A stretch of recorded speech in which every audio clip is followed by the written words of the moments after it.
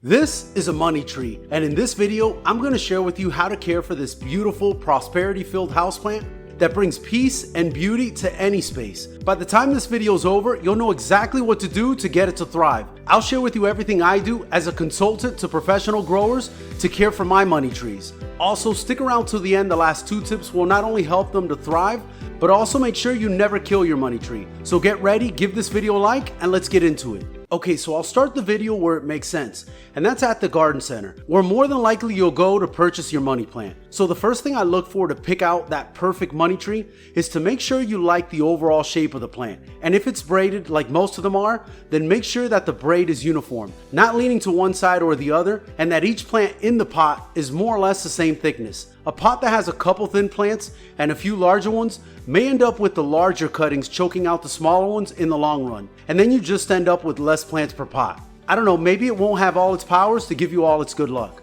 Remember, money trees aren't like other plants, that if it's a little lopsided, you can prune and train them as you like. Well, I guess you can the head of the plant, but not the trunks, the individual plants. In case you didn't know, these braids are man-made and are created by taking, in most cases, 5 small plants, placing them in a pot and braiding them. So take your time and look for the right one when you're looking for a plant. Once you find the one you like, inspect the leaves and look out for yellow or brown leaves. Not just one or two, but several, which could be a sign the plant has issues with water, lighting, or is even root bound.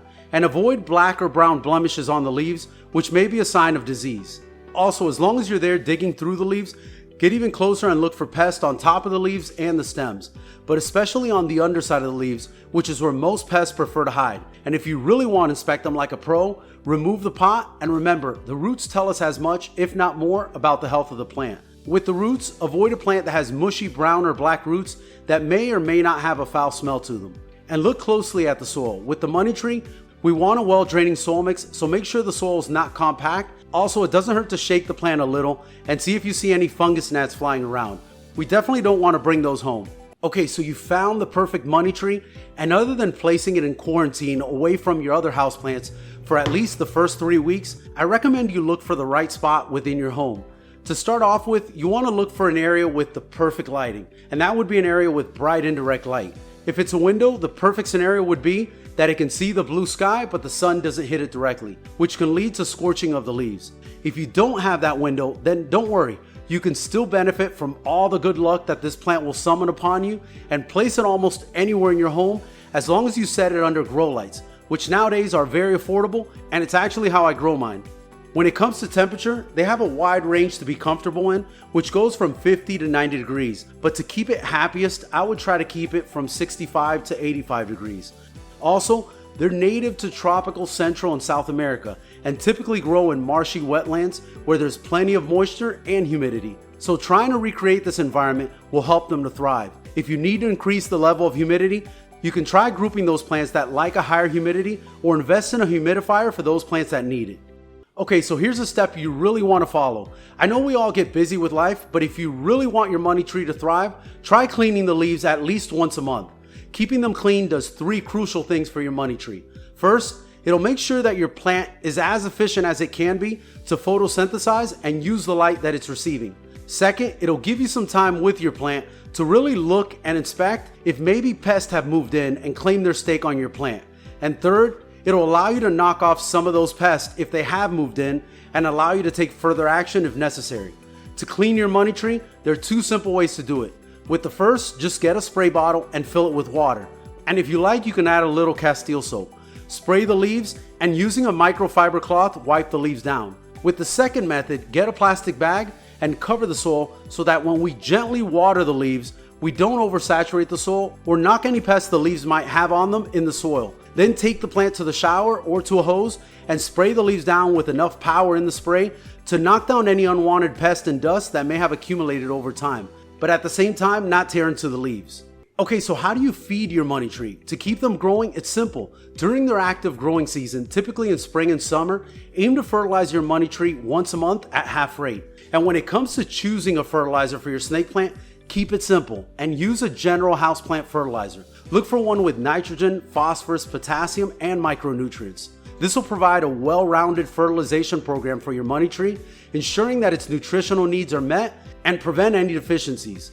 To mix the fertilizer, I start by diluting it in water, whether it's liquid or water soluble, according to the manufacturer's instructions, stirring or shaking it up and applying it over the top of the soil after I water my plant. The key here is after I water my plant, which I'll discuss in a second how I water them. But by fertilizing them after I've watered my plant, I ensure that all the soil is moist and that there aren't any dry pockets or channels of soil in the pot, reducing the possibility of burning the roots of my plants with a higher concentration of fertilizer. Okay, so now that your money tree is growing, you'll want to manage its growth as it thrives in your home. The trunks will continue to grow and create the beautiful base of our plant. And as the leaves grow, all we need to do is occasionally trim a runner like this one by trimming it with sanitized pruners inside the head of the plant. And from here, eventually we'll see a break and the head will continue to fill out. Okay, so now let's go over watering, and this tip, along with the rest of this video, are absolutely necessary to prevent you from killing your money tree. That being said, the number one reason most plant parents end up killing their money tree is because they overwater them. And by overwatering, I mean watering too frequently, not too much. There's a big difference. When it comes time to water your money tree, you can add as much water as you like. Actually, the more the better, because it'll help you to eliminate any dry pockets in the soil, which can easily be created when caring for a money tree, especially since we need to let them dry out completely before watering them again. The art isn't giving them a lot of water, but only when they need it, therefore reducing the frequency in which you water. And the best way to monitor your plant to see if they need water or not is to get a wooden skewer or a moisture meter and stick it in the soil all the way down to the bottom. And if using the skewer, only water when the skewer comes up completely dry. And if you're using the water meter, only water when the meter reads 0. As your plant grows, it'll need to be repotted. So I'll share with you what's worked for me. To begin with, your money tree likes to be snug in the pot, so you won't have to repot them as often as some of your other houseplants. Maybe every 2 to 3 years if the environment's right, or when you start to notice that your plant is getting root bound, the soil's compact, root rot, or any other issues you might come across. So when the time does come, the way I do it is that I start by watering my plant a couple days before I actually repot, to give it the best chance to survive this change from one environment to another. Then I look for a pot that's 1 to 2 inches larger in diameter than the existing pot for smaller plants, and for larger plants, I just go the next size up. And here's why. If you repot into a container that's too large, you'll also need a lot of soil to fill that pot. All this extra soil will remain moist longer since there aren't enough roots to absorb this extra water.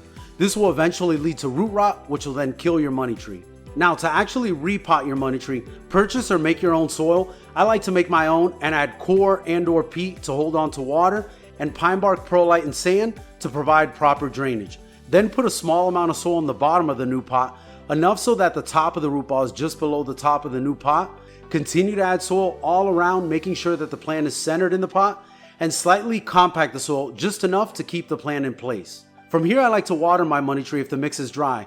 This will give it its first watering, and then I'll treat it like I do all my other money trees, which is to water when the soil is 100% dry. Now, if for any reason you run into trouble and start to see root rot, make sure you watch this video next. That'll help you prevent and treat for root rot if you see it creeping into your plants.